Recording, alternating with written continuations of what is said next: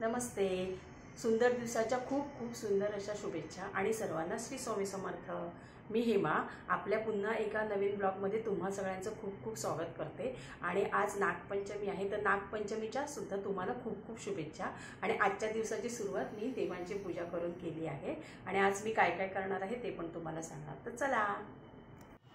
देवांची पूजा करून झाल्यानंतर मी किचनमध्ये आपल्या शेगडीचीच म्हणजेच अग्निदेवतेची सुद्धा मी पूजा करून घेतली. मी दर शुक्रवारी शेगडीची पूजा करतेच, पण आज नागपंचमी पण आहे ना. आणि नंतर मग मी नागपंचमीला आमच्या इकडे पातोळ्या बनवतात, तर ते पातोळीची तयारी करून घेते. त्याच्यासाठी एक खोबरं घेतलं, त्याच्यामध्ये गूळ घातलं, खसखस घातला, वेलची पूड टाकली आणि छान असं त्याचं सारण तयार करून घेतलं. हे बघा, याप्रमाणे सारण तयार केलं. आता आपण त्याच्या पातोळ्या करणार आहोत. तर त्याच्यासाठी ही जी हळदीची पानं आहेत ना, ती माझ्या कुंडीतलीच आहेत, पण ती छोटी आहेत, म्हणून मी काय करणार आहे की केळीची पानं पण वापरणार आहे. तर मी 1 पेला पाणी आणि 1 पेला पीठ घेऊन ते छान त्याच्यामध्ये मीठ आणि तूप टाकून असं छान पीठ भागवून घेतलं होतं. आता ते आपण छानपैकी असं मळून घेऊया. हे बघा, आता मी ते छान मळून घेतलं. आता हे जे आपण सारण केलं होतं ना, त्याचे छोटे छोटे असे भाग करून घेऊ. आणि आपल्या त्या पिठाचे सुद्धा आपण भाग करून घेणार आहोत, म्हणजे आपल्याला सगळंच दोन्ही समप्रमाणात होईल ना, काही कमी जास्त होणार नाही. अशा प्रकारे मी हे भाग करून घेतले आहेत. आता आपण त्याच्या पातोळ्या करून घेऊयात.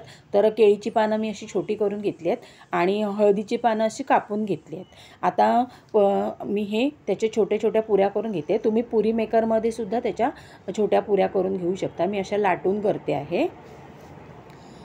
आता हे हळदीचं एक पान घेते आणि त्या हळदीच्या पानामध्ये ती लाटलेली पुरी ठेवून त्याच्यामध्ये आपण हे सारण भरून ते बंद करून त्याची पातोळी तयार करून घेणार आहोत.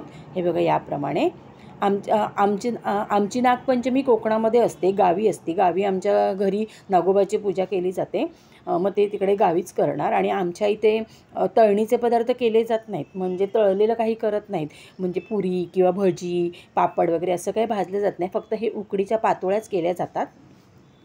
आणि नागोबाला नैवेद्याला लाह्या आणि गूळ नैवेद्याला दाखवतात आणि नंतर जेवणाचं नैवेद्य दाखवतात. पूजा करून झाल्यावर पहिले लाह्या आणि गुळाचं नैवेद्य दाखवतात. तर आता मी हे दुसरं केळीच्या पानावरती ते हळदीचं पान ठेवलं आहे आणि अशा प्रकारे ही दुसरी पण मी पातोळी तयार करून घेतली आणि अशा प्रकारे मी त्या सगळ्या पातोळ्या तयार करून घेते. हे बघा, अशी फोल्ड केले आणि त्याच्यामुळं दाबून घेतलं ते. हे बघा, अशा प्रकारे. तर ही झालं केळीच्या पानातलं, कारण ते हळदीचं पण छोटं होतं ना, मग मी अशाच सगळ्या पातोळ्या करून घेते आहे. आता सगळ्या पातोळ्या म्हणजे अर्ध्या पातोळ्या माझ्या करून झाल्या आहेत. आणि आता तिथे कढईमध्ये मी पाणी उकळायला ठेवलं आणि त्याच्यावरती ही चाळण त्याच्यावरती ठेवणार आहे आणि झाकण ठेवून मोठ्या गॅसवरती मी 10 ते 12 मिनटं त्याला वाफ देऊन घेणार आहे. गॅस मोठाच ठेवायचा आहे आपल्याला. आणि 12 मिनटं आपली झालेली आहेत. आता ते झाकणी मी काढली तर खूप छान अशी वाफ आली होती त्याला. आता ते आपण खाली उतरवून घेऊ आणि सगळ्या त्या पातोळ्या ताटामध्ये काढून घेऊया. याप्रमाणे त्या काढून घेतल्या आणि तोपर्यंत मी त्या वाफेपर्यंत मी दुसऱ्या पण करून घेतल्या होत्या. तर आता त्या पण वाफवून घेते. याप्रमाणे हे बघा, आता त्या वाफवून घेतल्या. आता त्या वाफेपर्यंत ह्या थंड झालेल्या पातोळ्या तुम्हाला दाखवते मी. एवढ्या सुंदर छान, म्हणजे एवढ्या मऊ आणि लुसलुशीत पातोळ्या आपल्या झाल्यात ना, खूपच छान पातोळ्या झाल्या आहेत. हे बघा, आता त्याच्यावरचं ते पान काढायचं. आता हे केळीचं पान आहे आणि आतमध्ये हे हळदीचं पान आहे. हळदीच्या पानाचं त्याला खूप असं सुंदर वास येतो आणि छान लागते. त्या वासाबरोबर पण खाल्ली ना तर खूप छान लागते.